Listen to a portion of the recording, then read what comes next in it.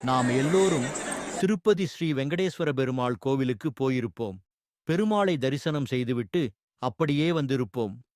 கோவிலிலிருந்து சுமார் 1 கிலோமீட்டர் தொலைவில் உள்ள கல்வளைவு என்று அழைக்கப்படும் பெருமாள் தோன்றியதாக கருதப்படும் இடத்தை பார்த்திருக்கீங்களா?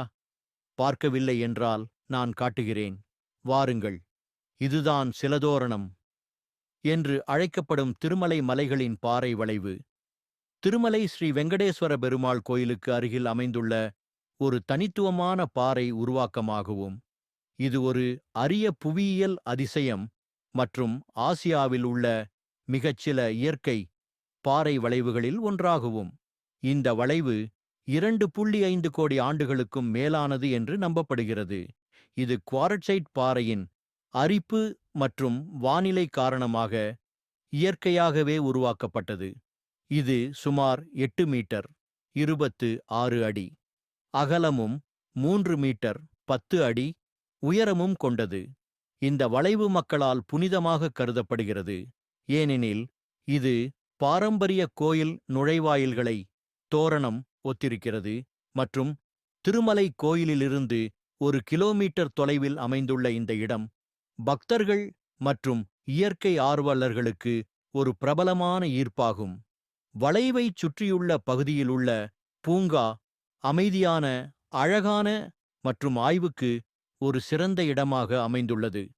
இந்த இடம் ஸ்ரீ வெங்கடேஸ்வர பெருமாளுடன் எப்படி தொடர்பு உடையது என்பதை சொல்கிறேன், கேளுங்கள்.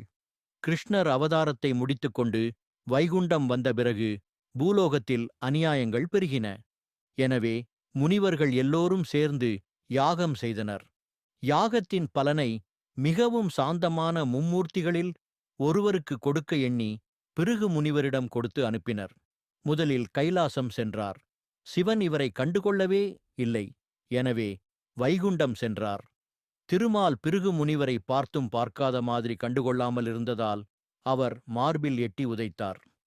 திருமால் கோபம் கொள்ளாமல் உதைத்த பாதத்தை தடவி கொடுத்தார்.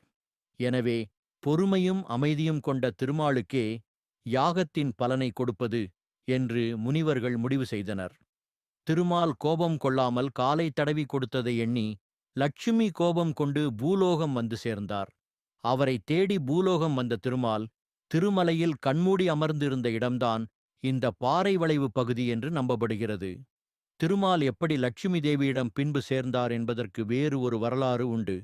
அதை மற்றும் வேறு ஒரு வீடியோவில் பார்ப்போம். திருமலை வாசா